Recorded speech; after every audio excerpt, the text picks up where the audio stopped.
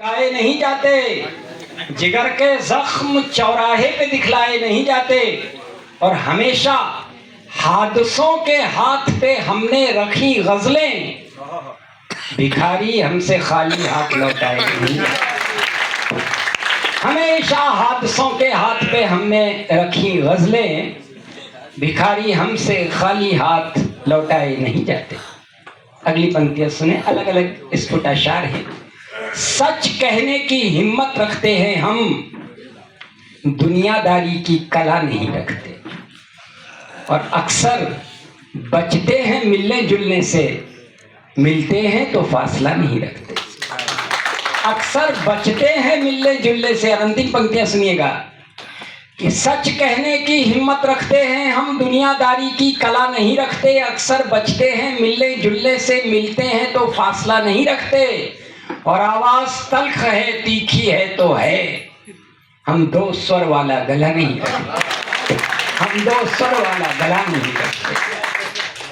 और ये पंक्तियां इस उम्र में आकर के महसूस होती हैं कि हमारे दौर में, मुझे अजीब सा लगता है, आप भी सामाजिक प्राणी हैं, मैं भी सामाजिक प्राणी हूं। बिछौना एक शब्द है जो सबने सुना होगा। अक्सर हम लोगों को बिछौने पे जाना पड़ता है।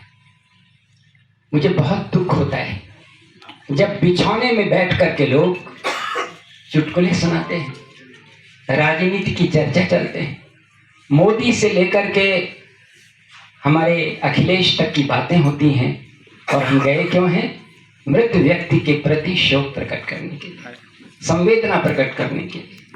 तो ये अच्छा हो थोड़ी देर हम शांत बैठे, मौन बैठे, चले आए, अथवा ऐसी कोई प्रथा कर लें कि वहां पर उस समय सुंदरकांड का या मानस का या कोई ऐसा पाठ हो जिसमें कम से कम ऐसा लगे कि हम जो व्यक्ति गया है उसके जाने के बाद उसके प्रति सहज श्रद्धा लेकर के आए हैं।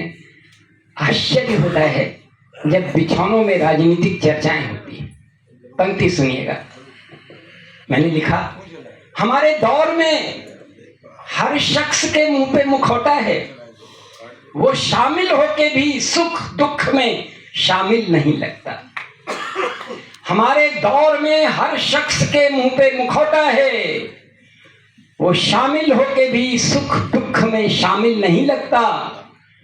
और आजकल ये स्थितियां जी रहा हूं, मेरी उम्र के और लोग भी जी रहे होंगे, कि अकेले में हुआ करती है खुद से गुफ्तगू, लेकिन चहकती महफिलों में इन दिनों ये दिल नहीं लगता। अकेले में हुआ करती है खुद से गुफ्तगू, लेकिन चहकती महफिलों में इन दिनों ये दिल नहीं लगता। और एक निर्देश देने का मुझे हक बनता है इस उम्र में कि अहम के बोझ को खुद से परे रख कर चलो यारो, अगर सामान कम हो तो सफर मुश्किल नहीं है। अहम के बोझ को खुद से परे रख कर चलो यारो, अगर सामान कम हो तो सफर मुश्किल नहीं लगता। और ये पंक्ति आपको बहुत अच्छी लगेगी कि उसूलों के लिए फाके नहीं जब तक जिए जाएं, लपट अल्फाज में तेवर में खुददारी नहीं आती, बुढ़ापा सबको आता, मोतिया घिरता है आंखों में, और जवां बेटा बगल में हो तो लाचारी नहीं आता। उसूलों के लिए फाके नहीं जब तक जिए जाएं, लपट अल्फाज में तेवर में खुददारी नहीं आती, और बुढ़ापा सबको आता है, बुढ़ापा सबको आता, मोतिया घिरता है आंखों में, जवां बेटा बगल में हो तो लाचारी नहीं आती। और हम सबकी आजकल स्थिति यह है, होली के अवसर पर भी बेटे का आता है फोन, छुट्टी नहीं मिल रही है, इस बार आ नहीं पाऊंगा।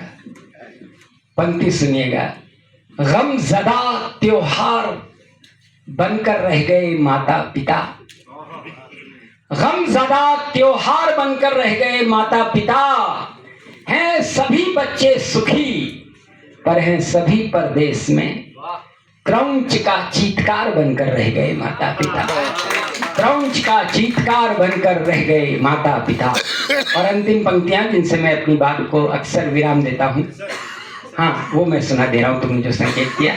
आजकल मैंने 3-3 पंक्तियों की कुछ कविताएं लिखी। अरे वो तो वसीयत है। असल में उत्कर्ष बैठा था, वैभव बैठा था रामनगरिया में। इस बार मैंने कहा कि भाई अब मैं अंतिम प्रणाम करने आया हूँ। चिकित्सकों ने मुझे अनुमति नहीं दी है कि मैं रात्रि के कार्यक्रम करूँ। ब्रह्मदत्त जी वाला कार्यक्रम एक अपवाद है जिसमें मैं फर्रुखाबाद में रात में जगता हूँ। लेकिन अब मंच पर बैठे हुए मेरे मित्र मेरी एक क्षमा याचना जगह जगह पहुँचा दें कि अब मुझे कवि सम्मेलनों में ना बुलाएं। मैं रात्रि में कवि सम्मेलन पढ़ने की स्थिति में नहीं हूँ। तो उस समय ये जो नई पीढ़ी बैठी हुई थी मेरे सामने, उसको देख करके मैंने ये पंक्तियां पढ़ी कि अल्फाज की सरगम का सफर तुम संभालना। नए लोग यहाँ भी हैं, अंजुम से लेकर के वैभव तक, उत्कर्ष, दिलीप। अल्फाज की सरगम का सफर तुम संभालना।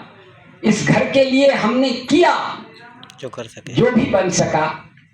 अब हम बिखर रहे हैं, ये घर तुम संभालना। अब हम बिखर रहे हैं, ये घर तुम संभालना। लेकिन इसके साथ साथ ये पंक्तियां भी जोड़ी कि मेरे बिखराव में भी एक सलीका है। गजल कहता हूं मैं, सजदे नहीं करता, इबादत का मेरा अपना तरीका है। इबादत का मेरा अपना तरीका है। तो वो पंक्ति में जो सुनाना चाहता था, 3 छोटी छोटी टिप्पणियां मैंने दी। तुम लोगों ने भी शायद अधिकांश ने सुनी होगी, रुचि ने शायद नहीं सुनी। 3 महिलाएं आई मेरे जीवन में।